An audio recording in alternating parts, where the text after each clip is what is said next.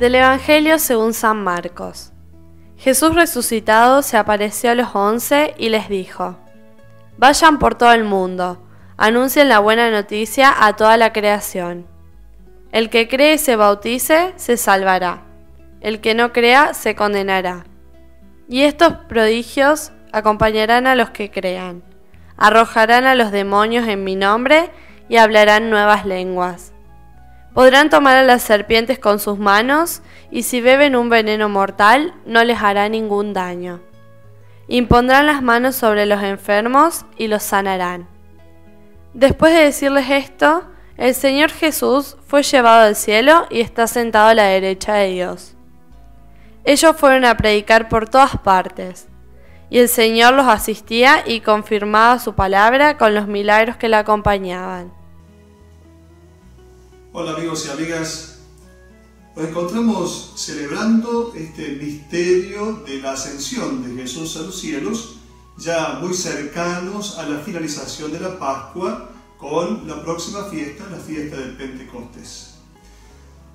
El versículo anterior al que propone la liturgia, versículo 14 de este último capítulo del Evangelio de San Marcos, dice que Jesús les reprocha a sus discípulos su incredulidad, su obstinación.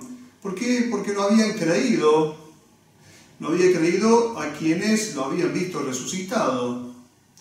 Y pensemos, Jesús va a confiar su misión, nada más ni nada menos que la realización de su proyecto, la va a confiar a este grupo de gente, a estos que son un poco incrédulos, que son inmaduros, que son frágiles.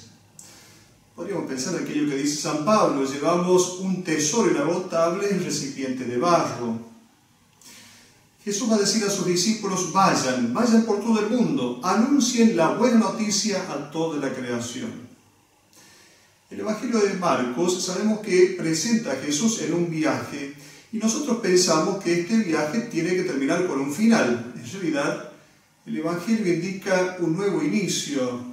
No se trata de un final, sino de un inicio, el inicio del tiempo de la Iglesia, de la tarea que Jesús le encomienda a su comunidad, le encomienda a sus discípulos, le encomienda a la Iglesia. Por lo tanto, se trata de el inicio de un nuevo viaje. Y entonces la ascensión no es una partida de Jesús que luego regresará al fin del mundo. Esto no sería motivo para festejar, sino que la ascensión es la celebración en la cual Jesús entrega esta obra que él ha realizado, este programa, este proyecto del reino de Dios, se lo entrega a sus discípulos para que finalmente ellos lleven a cabo lo que Jesús ha realizado. El texto comienza diciendo: vayan. Nosotros, ¿cuántas veces decimos en la comunidad cristiana a la gente, le decimos vengan? Pero Jesús dijo a sus discípulos: vayan.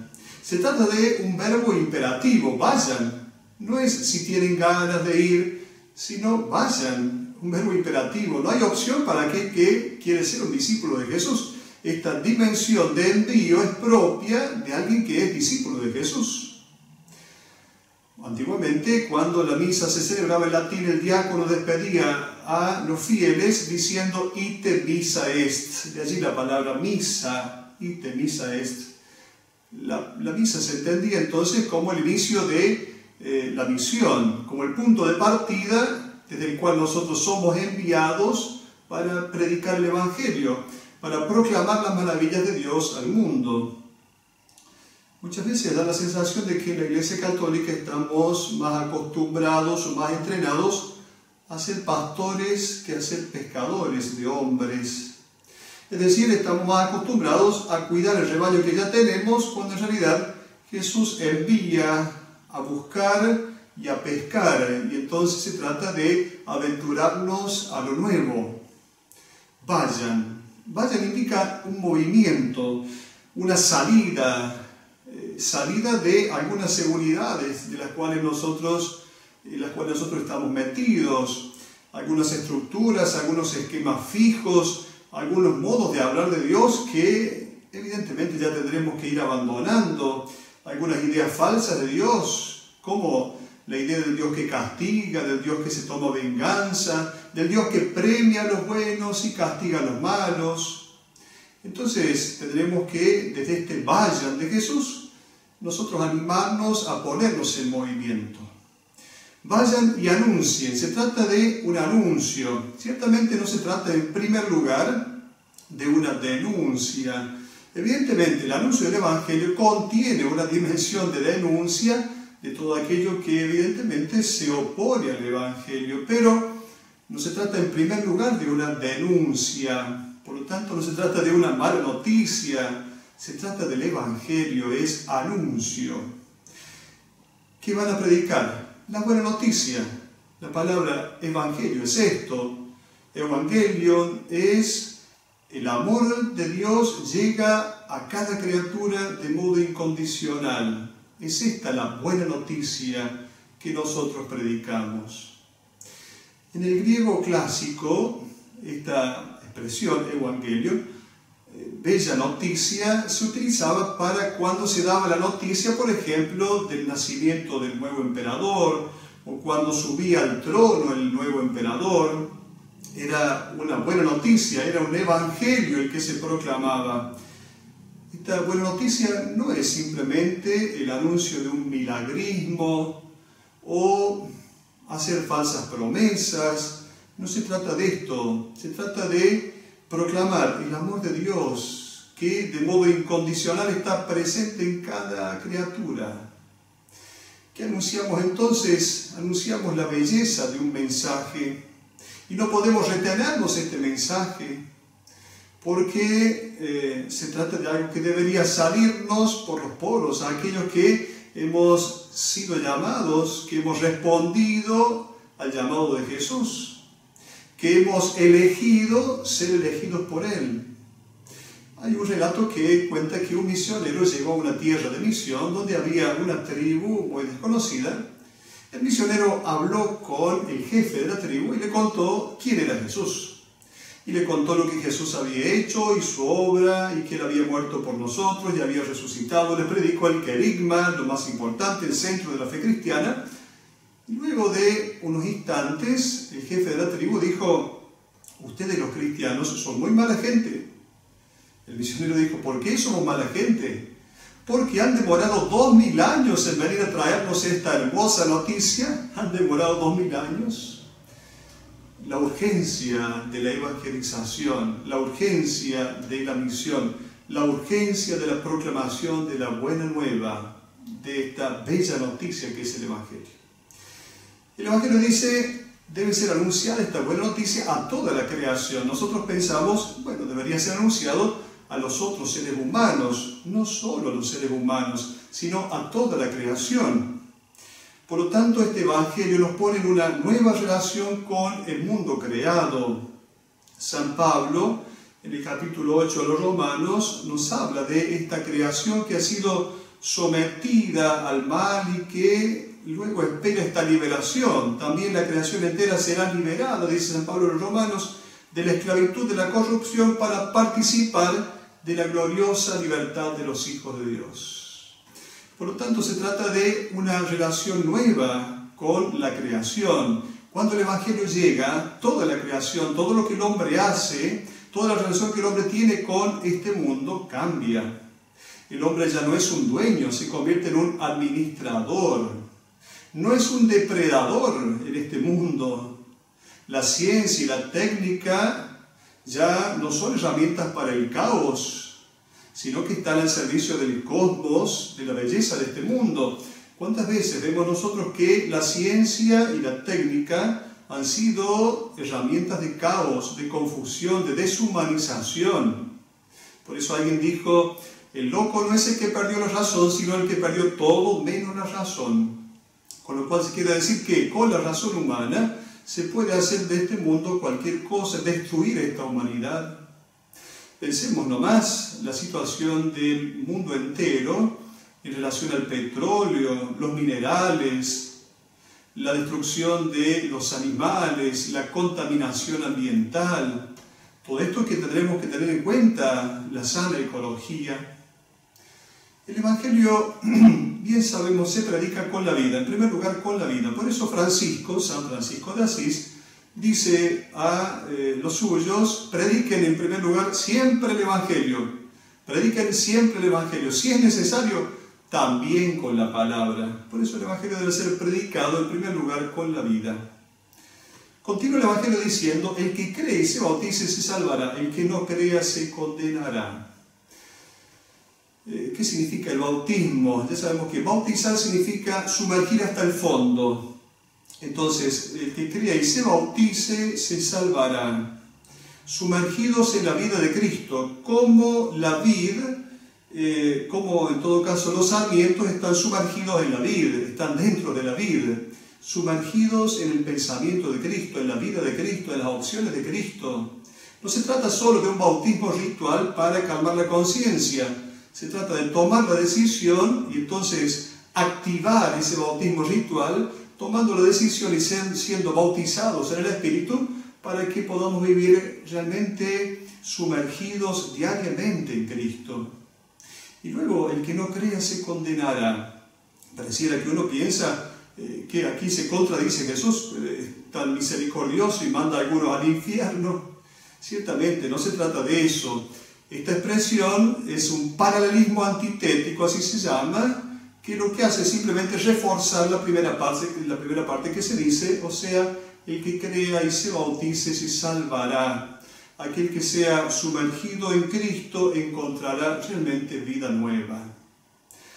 Los prodigios acompañarán a los que crean, continúa diciendo el texto.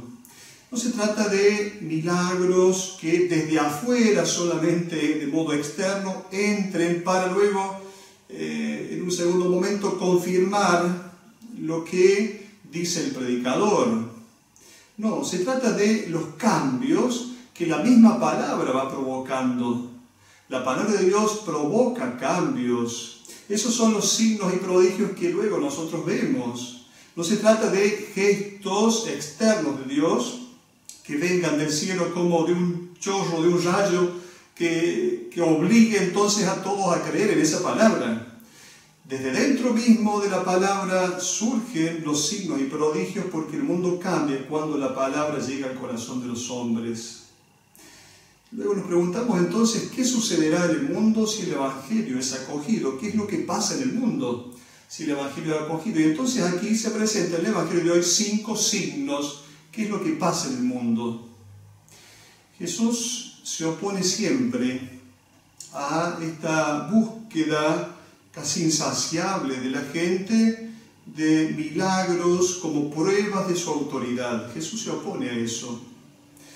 Vemos en el Evangelio de Lucas que Jesús va a decir: esta es una generación malvada, pide un signo y no le será dado otro que el de Jonás.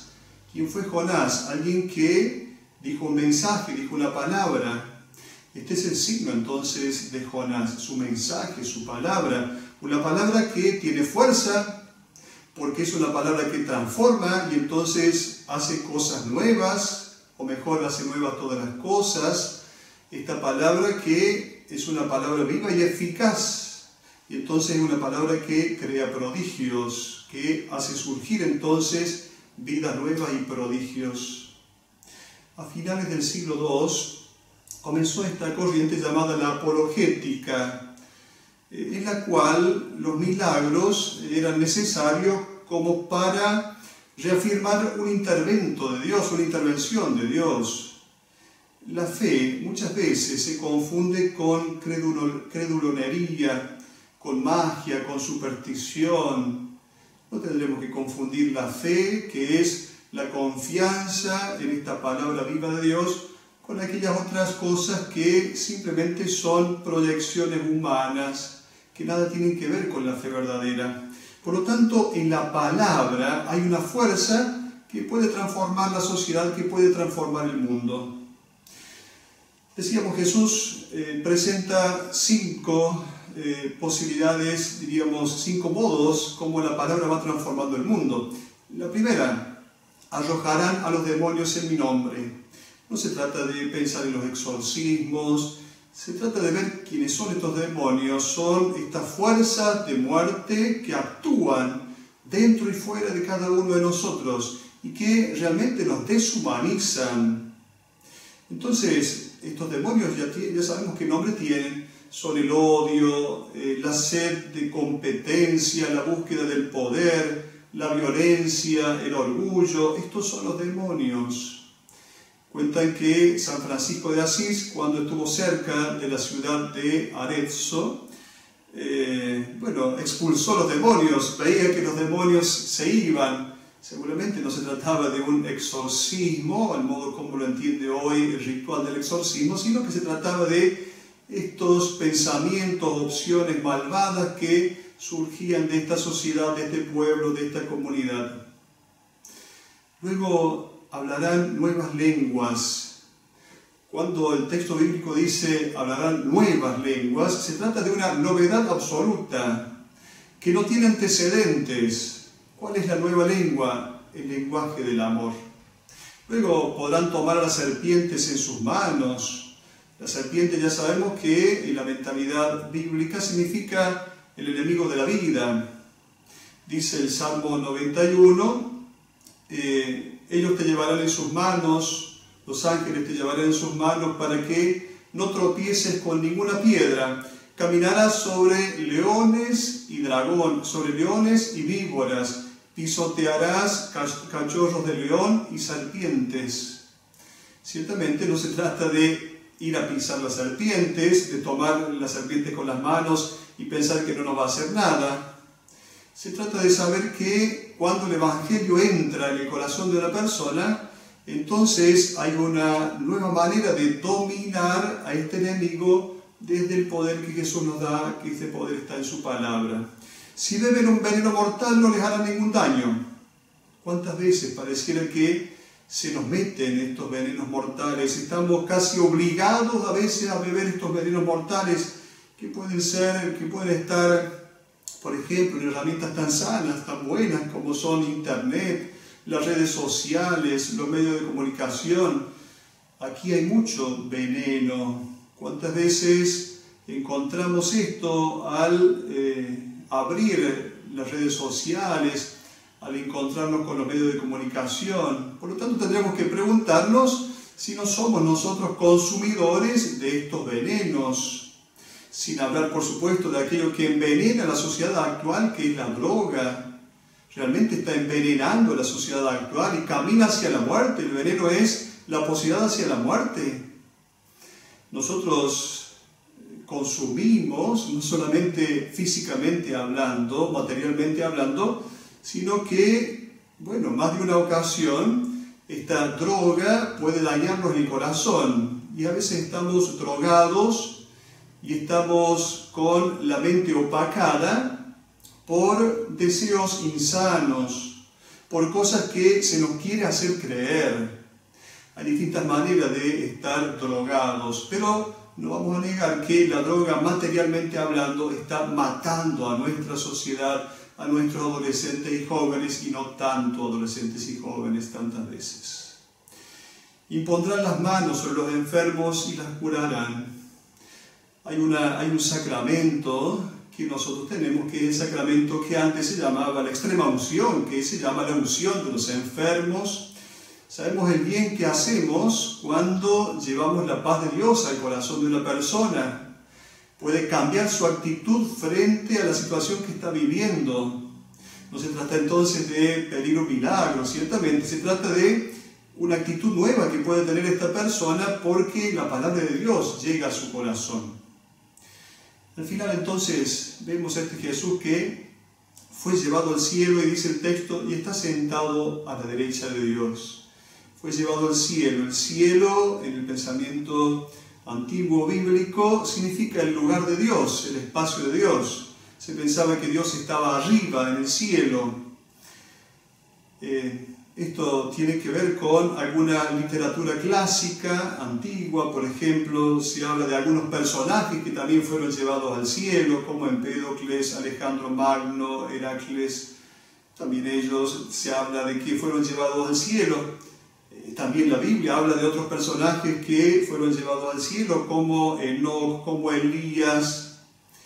¿Esto qué significa? Que la finalización de la vida no llega con la muerte, que hay un triunfo definitivo de la vida sobre la muerte. Por otro lado, cuando alguien es elevado, al ser elevado puede estar más presente. Por eso la ascensión no es una ausencia de Jesús, sino una nueva manera de estar presente. Entrar en el cielo significa la divinidad. Por lo tanto, Jesús, el Hijo de Dios hecho hombre, Dios entre nosotros, en esta condición divina, es aquel que acompaña a la iglesia, que le da fuerza a la iglesia, que entonces hace posible la evangelización. Por eso la ascensión no es una ausencia de Jesús que se va, sino una nueva manera que Jesús tiene para estar presente. Vamos a concluir esta reflexión leyendo estas palabras de León Felipe, la ascensión. Aquí vino y se fue. Vino, nos marcó nuestra tarea y se fue. Tal vez detrás de aquella nube hay alguien que trabaja lo mismo que nosotros, y tal vez las estrellas no son más que ventanas encendidas de una fábrica donde Dios tiene que repartir una labor también. Aquí vino y se fue. Vino, llenó nuestra caja de caudales con millones de siglos y de siglos. Nos dejó unas herramientas. Él, que lo sabe todo, sabe que estando solos, sin dioses que nos miren, trabajamos mejor. Detrás de ti no hay nadie, nadie, ni un maestro, ni un amo, ni un patrón, pero tuyo es el tiempo y esa gubia con que Dios comenzó la creación. Hasta la próxima.